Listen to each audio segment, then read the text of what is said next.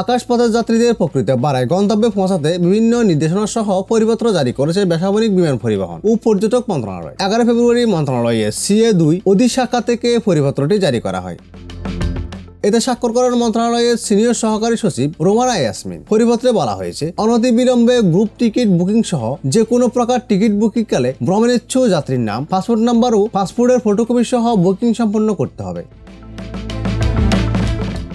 Booking প্রদানের 3 দিনের মধ্যে সংশ্লিষ্ট যাত্রীদের নামে টিকিট ইস্যু না হলে এয়ারলাইন স্বয়ংক্রিয় পদ্ধতিতে ওই টিকিট বাতিল করবে। এয়ারলাইন পাবলিক ট্রাভেল এজেন্সি কর্তৃক গ্রুপ বুকিং এর মাধ্যমে ইতিমধ্যে ব্লককৃত টিকিট আগামী 7 দিনের মধ্যে ভ্রমণেচ্ছু যাত্রীর নাম, পাসপোর্ট নাম্বার এবং পাসপোর্টের কপি সহ বিক্রয় নিশ্চিত করতে হবে। অন্যথায় পরবর্তী 3 দিনের মধ্যে সংশ্লিষ্ট এয়ারলাইন্স এরূপ টিকিট সমূহ স্বয়ংক্রিয় পদ্ধতিতে বাতিল করবে।